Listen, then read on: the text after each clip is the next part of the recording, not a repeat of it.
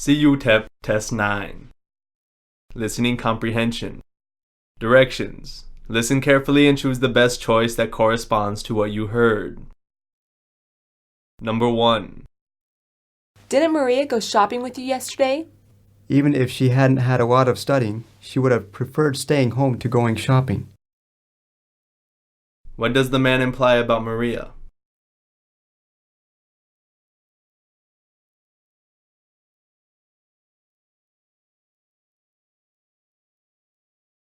Number 2. Come swimming with me. Sorry, but I'm up to my neck in work. What's the man's problem?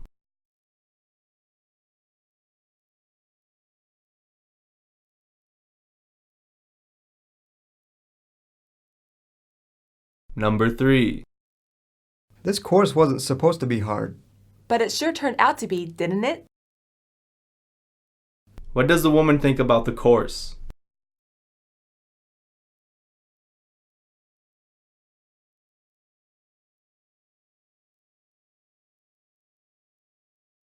Number 4. Have we received responses from everybody we invited? Uh-huh. Only Tina can't come. What does the woman mean?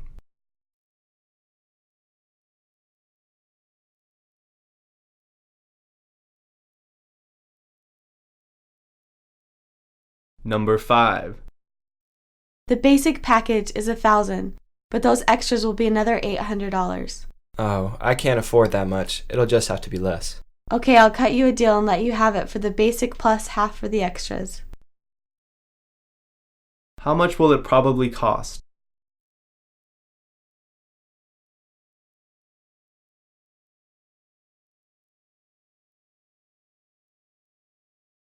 Number 6. Look, it's broken. I told you it wasn't working. Of course it won't work. See, the ink cartridge indicator is flashing. You have to replace it. I'm sorry. I didn't know what it meant. What is wrong with the printer?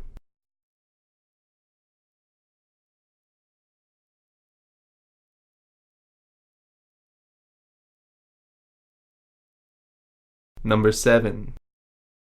This new convertible I bought handles like a limousine. I still wish we had gotten a station wagon. I think it would have been more useful. Why don't you try driving it when you pick up the kids from the station this afternoon? What type of car did he buy?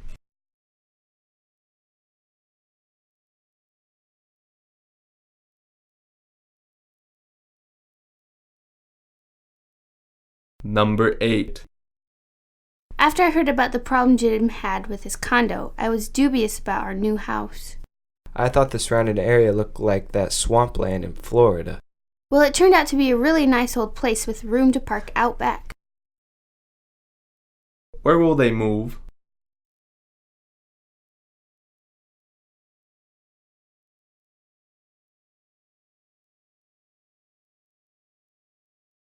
Number 9.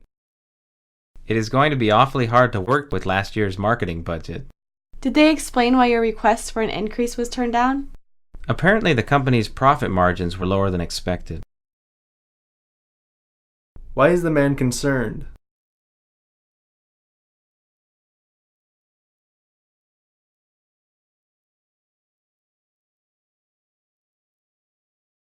Number 10. Have the blueprints arrived from the engineering department yet? No, I believe that team is still putting the final touch on them.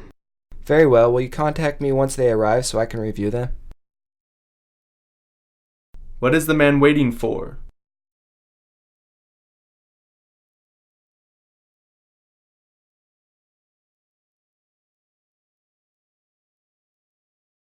Listen to the following recording and answer its questions.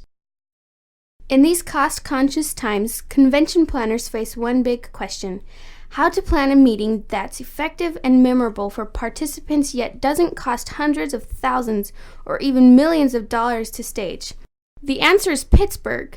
Pittsburgh is close to the great centers of the East, where many of your conventioneers probably live, but its prices are much lower. In fact, on average, hotel rooms in Pittsburgh are 35% cheaper than in New York. The cost of dining out is about 25% less than in Boston, and the same trend holds true for meeting rooms and auditoriums. And Pittsburgh is surrounded by some of the accessible recreational areas in the east, offering golf, horseback riding, and myriad of other activities. And Pittsburgh is safe, clean, and uncongested. At the Pittsburgh Convention and Visitors Bureau, we're here to help you plan every detail right. Call us today for more information. Number 11.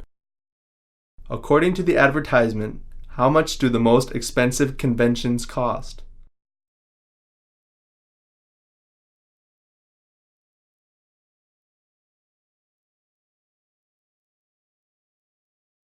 Number 12. Who is the advertisement directed at?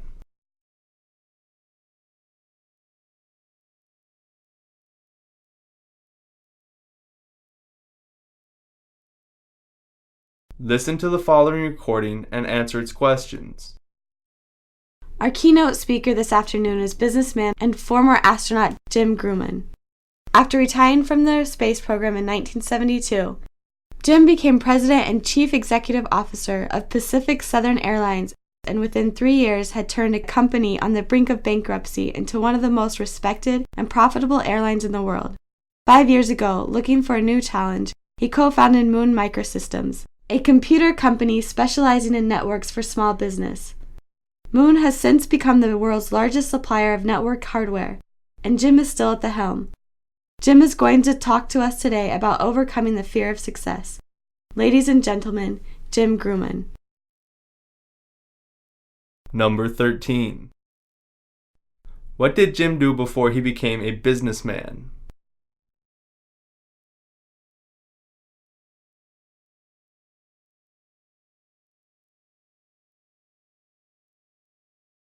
Number 14. What was Jim's first accomplishment in business?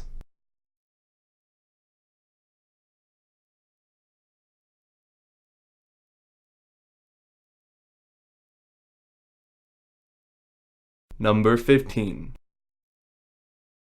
In what field does Jim work now?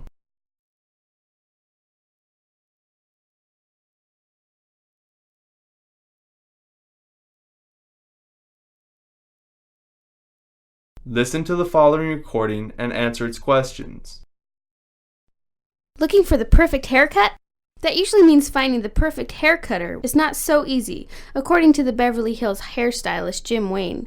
To find the perfect haircut, Wayne suggests that you devote as much time to choosing your hair cutter as you would a doctor. Also look at people at parties, on the street, and in the supermarket. If you see a hairstyle you like, don't be shy about asking who did it. To find a good hairstylist, Wayne suggests that you visit the salon and watch the hair cutter work. This will also give you a sense of what the atmosphere is like. Your hair cutter should see how you walk, how you stand, and most important, how you hold your head. Number 16. What should a person do to find a good hairstylist?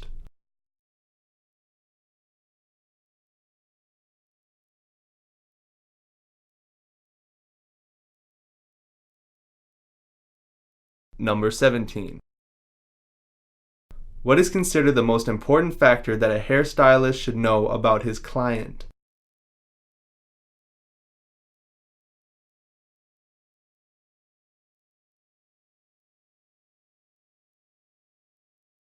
Listen to the following recording and answer its questions. Our name has changed. Ramada Inn Horton Plaza hotels are now known simply as Horton Plaza. We have changed our name and upgraded the quality of our service. We offer an enhanced array of facilities and services for your convenience and pleasure. Make a reservation today and experience the difference. Call 1-800-890-0410. Number 18. What is the new name of the hotel?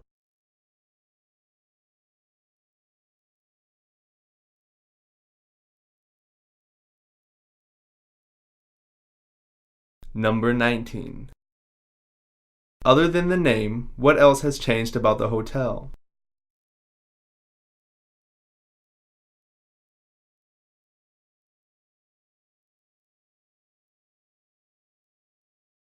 Number 20.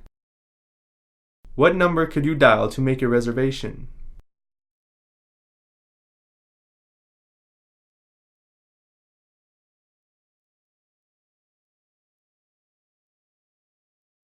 Listen to the following recording and answer its questions.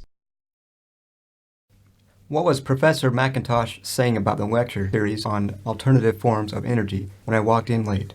I had trouble with my car again. The first lectures tonight, all second and third year students are invited to a buffet dinner tonight before it starts. Then at 6:30, the speaker will begin her talk on solar energy. Can non-engineering students attend all 4 weeks of the series? No, they can only go to this week's lecture. During the next 3 weeks, the admission will be restricted to engineering students. Oh, then I'm going to try to make it tonight. Can I give you a ride over there? No, but thanks anyway. Wait a minute. Didn't you say that you are having car trouble lately? Let me give you a ride. Number 21. Why was the man late for class?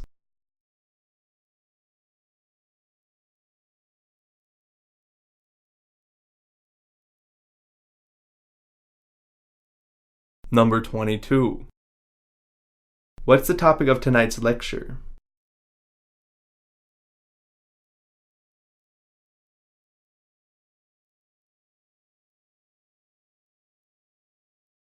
Number 23. For how many weeks is the lecture series given?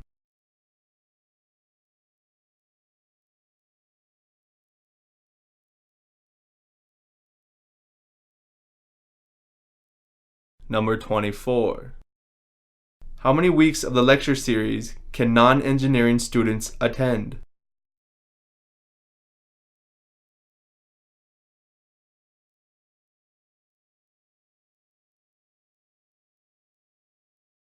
Number 25. What does the woman suggest the man do?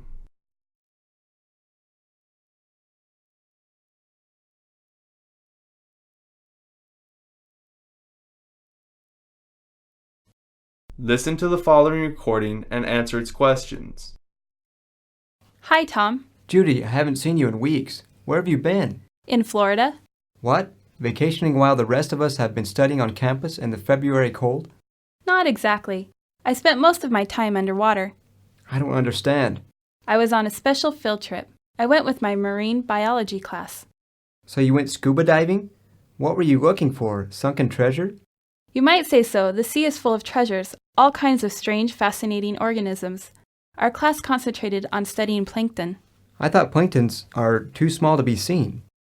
That's a common misconception. The term plankton covers a wide variety of freely floating plants and animals, from microscopic one-celled organisms to large ones such as common jellyfish.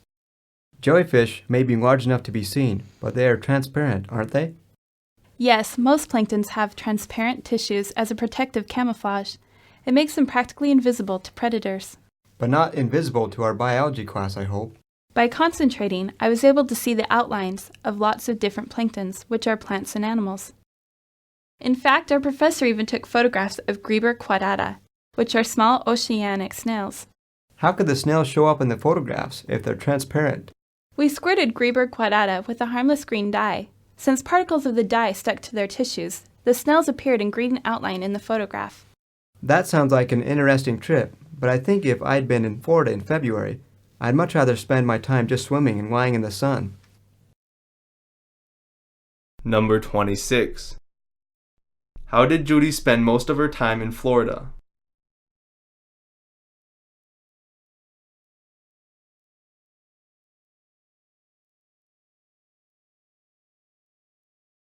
Number 27. What was Tom doing in February?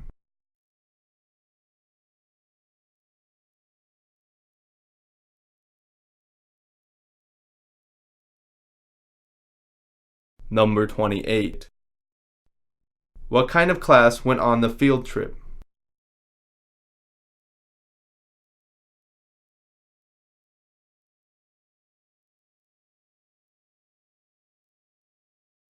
Number 29. According to Judy, what did her professor photograph?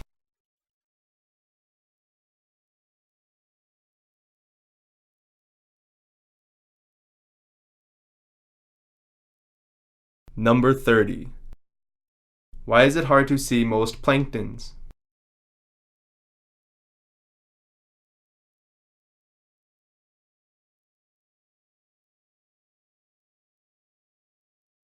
This is the end of the test.